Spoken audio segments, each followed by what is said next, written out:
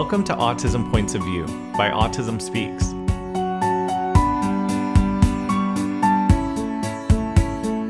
I'm Felipe Maya.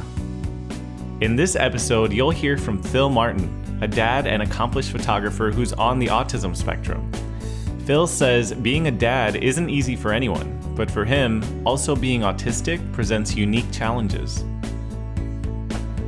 When most people find out that they're going to have a child, I think their first reactions are, some is a little bit of fear. I think for the most part, it's excitement. You start to think about what your child is going to be like who they're going to be, what they're going to like, the things they'll play with, the person they'll grow up to be, the schools they'll go to. For me, those moments of excitement were there, but I think it was majority fear. It was fear about how his future is going to be affected by me being on the autism spectrum. And although I'm a high-functioning adult on the autism spectrum, I think people fail to realize that I'm still affected by it, regardless. Autism, there's the stigma of what someone with autism, what you think about when you think about someone on the autism spectrum, you think about a specific type of person. But we're all affected, we're all autistic, no matter where we are on the spectrum. And for me, the fear is, how am I going to be there for him every time he needs me when, I'm going through moments where I'm struggling with communication, where, how can I teach him to eat certain foods when I refuse to eat a lot of foods? What if he asks for his super cool dad to come speak at his career day, and it's a moment where I'm overwhelmed and I can't deal with other people, or I can't be around people and look into people's eyes and talk to these children?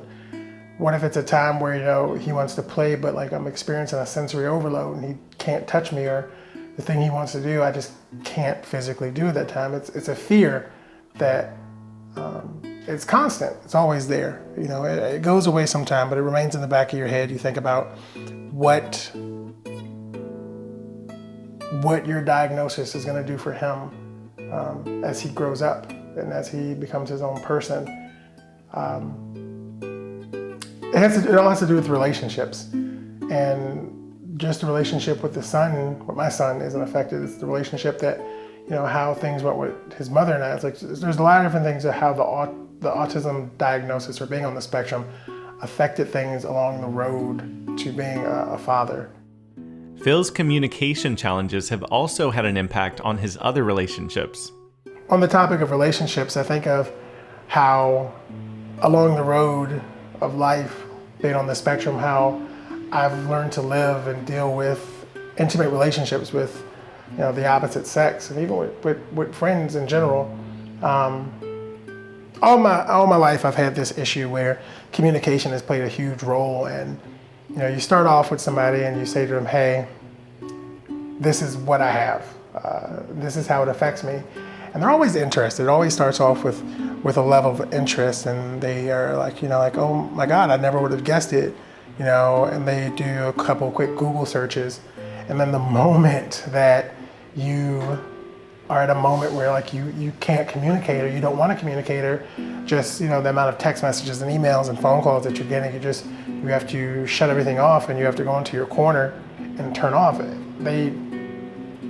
Not a lot of times they know how to deal with that, and so it's like they forget everything you told them. They forget of the horror stories that you were faced with previous relationships, and they just be like, "Well, I want you to communicate. Why can't you communicate?"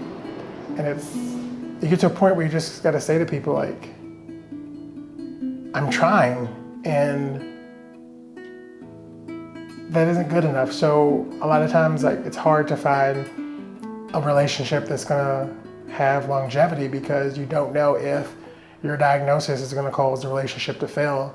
And it's been so constant throughout my life that I'm at a point now where I don't believe I'm going to be in a long-term relationship anymore. I don't think a relationship is going to last more than a couple years with me, because after a while, my autism diagnosis will get in the way.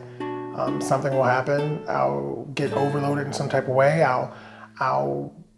They'll take my anger, misdirectedly. I'll perceive their emotions to be one thing when they're not. I have troubles with them expressing their emotions. I won't be able to express my emotions the way I want to, or not to their liking or to their understanding, and it'll just cause issues. So I'm at a point now where it's like, I don't know what to do next. I don't know what I'm going to do with my next relationship. And I've tried various things. I've tried to talk to people, and I get faced with the same thing every time. Like, why can't you communicate with me? Why can't you do this? And it's difficult because, aside from, a full-time job where I actually just received a promotion to, basically running my own photography business and having major clients and brands, having deadlines that I need to meet, on top of me being a dad and needing to be there for my son from time to time, it becomes difficult trying to bring in someone new, trying to learn someone's new emotion, the way someone operates, the way someone thinks. It's very difficult to bring that person in and want to, something new to your routine. It's hard. So it's at a point where I don't know anymore. I used to preach that, when I was in a relationship, that I wanted me to be a motivation for people on the spectrum, and I wanted, me to be a sign of hope for parents and loved ones of people on the spectrum, because I was like, hey, I have a relationship that I'm, maintaining, and I have a son, and everything's gonna be okay. But every now and again, there are setbacks, and I think my issues with relationships and being on the spectrum is a setback because all my relationships die because of one thing, and that's communication. But eventually, hopefully, I'll find someone that fully understands what it's like for me and will be willing to be patient and be willing to learn me, do all you can to learn about autism, but at the same time, learn how autism affects me and how our life will be with autism, because it'll be a third person in our relationship. Overall, Phil says he wants people he meets to try to understand him and accept him for who he is, challenges and all. The only message that I ever preach, and the only message that I ever want, the outcome I ever want, is for people to communicate with the people on the spectrum. I understand, it's funny, it's like we're expected to communicate, but no one communicates with us as far as learning how they can help us, or how we can come to some type of agreement on how we can both coexist and in an effective way for the both of us. And that goes everywhere, Like, I'm working more and more on trying to find ways that I can make sure that I'm there for my son in every way, and that there's never going to be any roadblocks because of autism in my relationship with him. The relationship thing I'm at a loss for now, because it's always some type of communication issue at every corner, and I don't know how to address that. I don't know, like, do you just say to people like, hey, I have autism, this might happen, but it's not because of anything going on. It's literally because sometimes I just can't find the communication. I can't find the words. Sometimes I don't want to speak. Sometimes I'm just silent. Sometimes I just want to stare at trains all day and not be bothered with anybody. I'm sorry, don't touch me. It's hard to relay that. And I just don't know. I don't know what to do anymore with that.